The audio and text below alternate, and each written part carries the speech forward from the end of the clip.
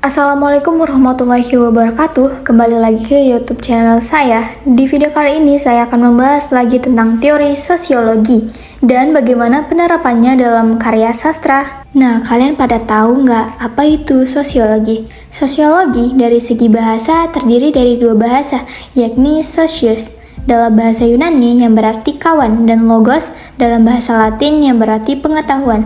Jika digabungkan, sosiologi berarti ilmu pengetahuan yang mempelajari perilaku manusia dalam kehidupan bermasyarakat. Sosiologi memiliki beragam pengertian dari para ilmuwan. Berikut ini merupakan definisi sosiologi menurut beberapa ahli ilmu sosial.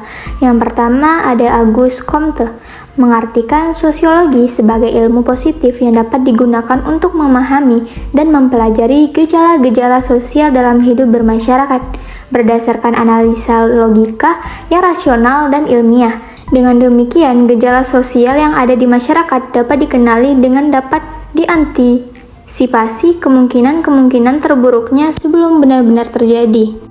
Kedua, David Emile Durkheim. Ia memandang bahwa sosiologi merupakan ilmu yang mengkaji fakta di masyarakat dan dapat menjadi institusi sosial dalam tatanan kehidupan masyarakat. Dari fakta yang menggambarkan cara berpikir, sikap, dan bertindak masyarakat tersebut, Emile Durkheim meyakini ada satu pola yang dapat digunakan untuk mengendalikan kumpulan individu tersebut. Kemudian, kajian sosiologi sastra pada cerpen-cerpen karya Eka Kurniawan.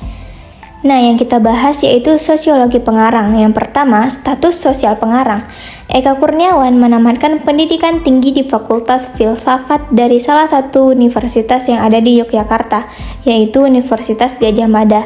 Setelah lulus, ia mencoba menulis berbagai karya sastra, yaitu novel dan cerpen, sehingga membuat Eka Kurniawan menjadi seorang penulis yang berhasil membuat perekonomiannya baik. Sebagai seorang pengarang yang berprestasi, Eka Kurniawan mendapatkan penghargaan. Beberapa di antaranya adalah novel Lelaki Harimau, dialihbahasakan oleh Labo Dali Sembiring dengan judul Mantinger pada tahun 2016, dan novel tersebut mendapat penghargaan The Man Booker International Prize 2016, serta novel Cantik Itu Luka juga meraih penghargaan perdana World Readers.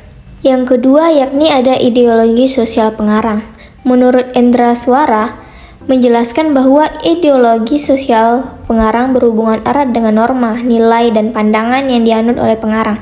Pandangan dunia sering dijajarkan dengan pandangan hidup. Pandangan dunia dapat membentuk karakteristik perilaku seseorang dan menjadi dasar perilaku kelompok sosial. Hal ini dapat dibuktikan seperti kutipan yang terdapat dalam cerpen Tertangkapnya Si Bandit Pencuri Roti. Begitulah kemajuan kota sesungguhnya, lebih banyak kami kenal dari kisah-kisah si bandit kecil sahabat kami, karena hanya ia yang bisa pergi kemanapun sesuka hatinya, ketika anak-anak yang lain harus duduk dengan manis di bangku sekolah. Pada kutipan-kutipan tersebut bahwa pengarang dengan cerdas memasukkan gagasan-gagasannya, serta membantah bahwa ideologi yang ada di masyarakat. Yang ketiga yakni posisi pengarang dalam masyarakat. Selain menjadi seorang penulis atau pengarang, Eka Kurniawan juga bekerja sebagai perancang grafis atau sering disebut dengan desainer grafis. Adalah profesi yang menciptakan ilustrasi, tipografi, fotografi, atau grafis motion. Selain itu, seorang desainer grafis dapat menciptakan karya untuk penerbit, media cetak, dan elektronik seperti brosur dan mengiklankan suatu produk. Beberapa karyanya yang mendapat penghargaan dan menjadi bestseller membuat Eka Kurniawan melambung tinggi. Itulah yang menjadi salah satu faktor tertangkapnya si bandit pencuri roti ini dapat diterima oleh masyarakat. Serta masih banyak karya-karyanya diterjemahkan ke dalam bahasa yang ada di mancanegara. Misalnya pada novel Cantik Itu Luka diterjemahkan ke dalam bahasa Jepang oleh Rebecca Ota dan diterbitkan oleh Shinpusa tahun 2006 dan dialihbahasakan oleh Annie Tuchker dengan penerbit The Publishing Company pada Agustus 2015. Yang keempat, masyarakat pembaca yang dituju. Cerpen Tertangkapnya Si Bandit Pencuri Roti ini ditunjukkan kepada pembaca yang tertarik dengan kehidupan sosial, urbanisasi, dan gemerlap perkotaan. Selain itu, cerpen tersebut mengajarkan kepada pembaca bagaimana kehidupan perkotaan yang digambarkan dalam cerpen ini.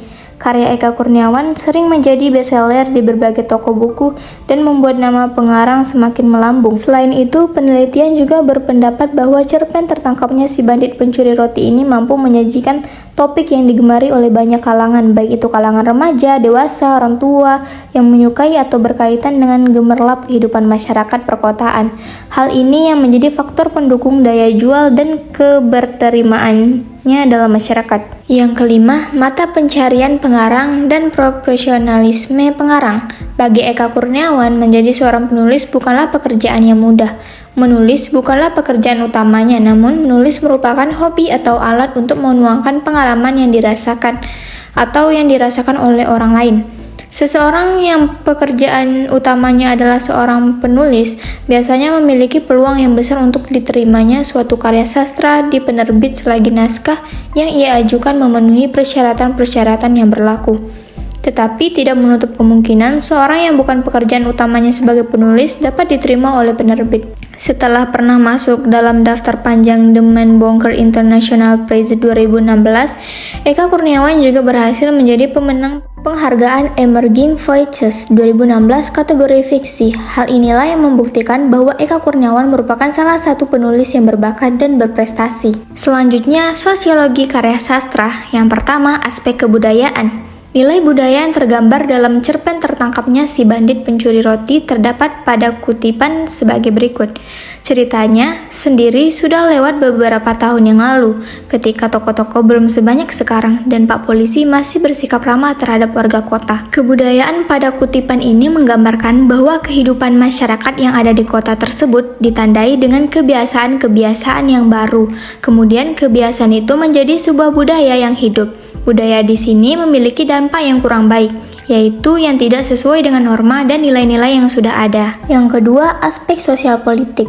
Aspek sosial politik yang tergambar dalam cerpen tertangkapnya si bandit pencuri roti terdapat pada kutipan sebagai berikut.